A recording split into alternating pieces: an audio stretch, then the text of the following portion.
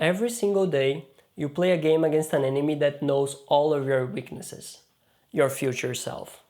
And be honest, they rarely do what you want, right?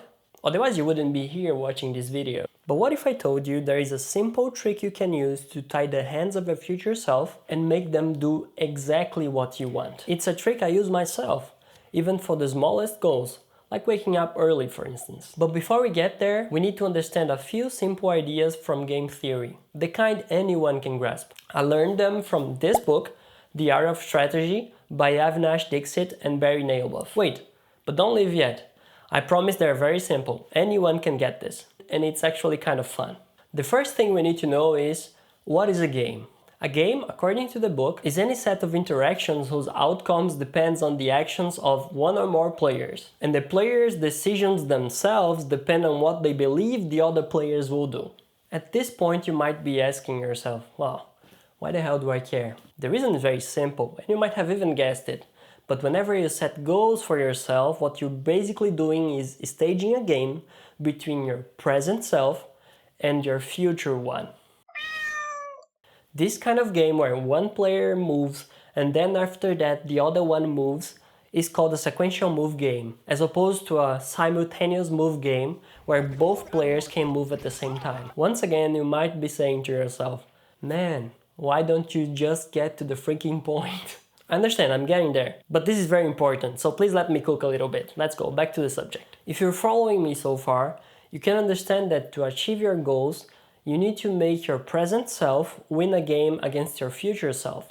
But there is a catch. Your future self has a huge advantage that the authors of the book call the last mover advantage. The future self, they've seen your move, they've seen you play, and now they're free to act without your interference. What do you think they're going to do? They're going to do what's best for your present self, or are they going to do what's best for them? Yeah, that's right. They're gonna do whatever is best for them. Be that stay in bed late, eat junk food, do not exercise, watch Netflix, etc. You get the idea, right? So, how can you make this selfish future version of yourself do what the present you wants it to do? How? I don't know. The secret lies in the payoffs, and that brings us to the next point. What the hell is a payoff in this context? It is very simple. It's the outcomes or what the players get as the results of their actions in the game. So let's use an example to make things clearer, alright? Let's say that you're playing the wake up early game against your future self. But keep this in mind, they're the only ones to move, right? Because tomorrow, your present self does not exist. Clear? Let's go. The game has two players, one that I'll call night self and the other one called morning self.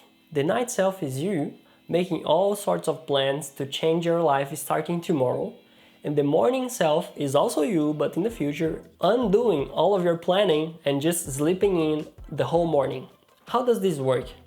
In the table we have the two players, the night self, the one making the plans, and the morning self, the one that's going to, in theory, execute them. So I've given the color blue to the actions of the night self and the color red to the actions of the morning self. As you can see, at first we have a row for the night self that represents the action no alarm, which means the night self is simply going to sleep without setting any alarm clocks. The morning self though has two possible actions to respond with. It can either stay in bed or get up. What about the numbers? In the first box there is a 0 in blue in the bottom left corner and a 10 in red in the upper right corner. These are the payoffs of the player, let's say the amount of points they get in the end. Blue is for the night self and the red is for the morning self. What happens then in the game if the morning self chooses to stay in bed? As you can see in the table, its payoff is 10 and the night self's payoff is 0. What does that mean? It simply means that the morning self gets to stay in the warm, comfy bed the whole morning, making them very happy, which I represent by 10 points. While the night self's plans of productivity are completely destroyed and their goals slowly drift away, hence giving them 0 points. On the other hand, on the second box to the right of the first one, you have the reverse picture. If the morning self chooses to wake up, it is the night self that gets the 10 points.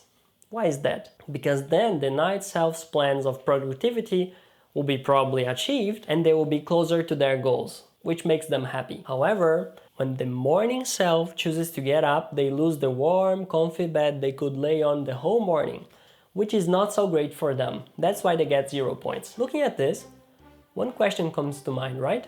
If I am the morning self, why the hell would I get out of bed? I don't know. Here's where the payoffs become key. What if you could, the night self, somehow make it so that by staying in bed, the morning self gets, instead of the 10 points they would originally get, minus 5 points. And by waking up, they got minus 1 point. If you're like me, you may be thinking right now, what kind of rigged game is that? How did the payoff change so much? But then the problem is that you would be looking at just half of the picture. For the payoffs to have changed this much, something must have happened. And that something was probably an action taken by the night self. That action might have been set up an alarm clock. If the alarm goes on ringing while the morning self chooses to stay in bed, they will have an unbearable annoyance, hence the minus 5 points. This results from the original 10 points they would get from staying in bed, minus 15 points from the incredible annoyance of the alarm clock. Likewise, getting up to turn the alarm clock off also has a cost, although a much smaller one of only minus 1. So instead of getting the 0 points you would get from getting up, it ends up with minus 1. Let's imagine again that we are the morning self. What should we do now in this new scenario? All of a sudden, getting up has become our optimal choice, since our payoff of minus 1 is still better than the minus 5 we would get from staying in bed. But, as we both know very well, in life there is no such a thing as a free lunch. So changing the game like this has a cost for the night self as well. Let's say that setting the alarm clock has a cost of 2 points. Then the maximum payoff the night self will get, even if the morning self gets up, is 8 points. The original 10 minus the cost of 2 points from setting the alarm clock. Hopefully though, you can see that this is only a small cost and a huge game changer in favor of the night self. The chance of the morning self getting up now is much higher. It was very likely to be 0 before. And that's what makes life hard sometimes. Because the version of us who decides and plans isn't the same as the one who has to follow through.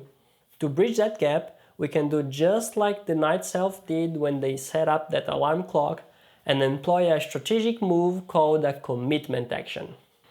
The commitment move still needs to be credible though. If you set up the alarm clock and leave it by the bedside table, you know what will happen, right? Snooze button, sleep in. Been there, done that. You might need to do what I do. Put the alarm clock inside the bathroom, 2 closed doors away from my bed, still very loud though, so that I have no other choice than to get up and work my way to turn that alarm off. Now that's a credible commitment. And commitments, not the general term we're used to, but this specific kind of strategic move in a game, are the secret to changing your life and achieving your goals. Let's take an example. Let's say you want to lose weight, but every time you find yourself snacking at midnight and not exercising. What can you do to change that? One thing you could do is ask a friend you trust to take a picture of you in a bikini or a speedo, whatever, and ask them to post that picture on Instagram if you don't lose, let's say, 10 pounds in 2 months.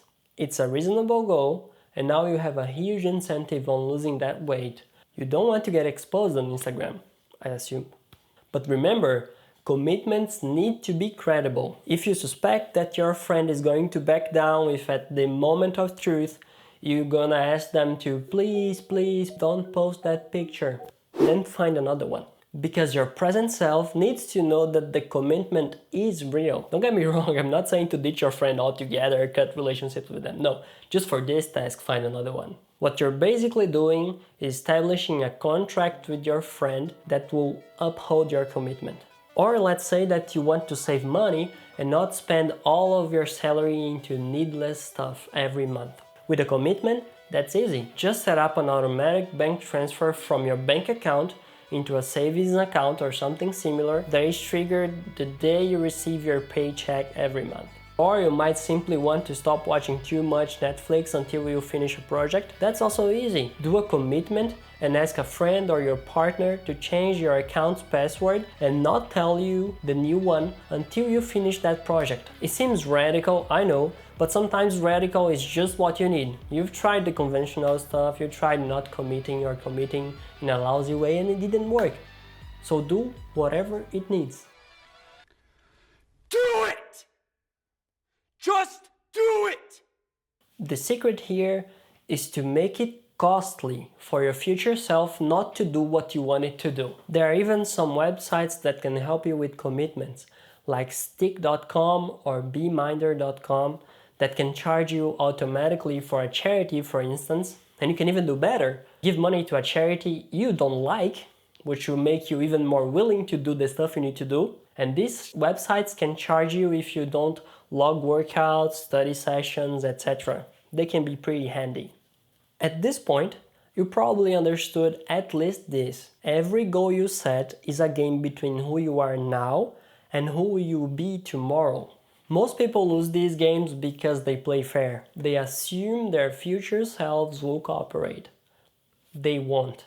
Our future selves are lazy, tired, and selfish. The trick is not to rely on willpower alone, but to change the payoffs of the game. Make bad choices expensive and make good ones automatic and easy to do. Because once you start committing, really committing, you take away your future self's freedom to sabotage your plans. That's what strategy is.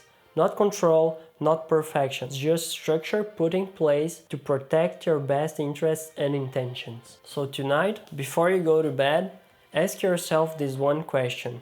What can I do tonight to make tomorrow's right choices the easiest ones? Then do it and watch how slowly your future self becomes your ally, even if it's unwillingly. That's how you win the only game that truly matters, becoming the person you really want to be. And in case you don't know who the person is, I strongly suggest you watch this video here. There, I talk about the one thing that helped me realize who I want to be in the long run. Thank you for watching.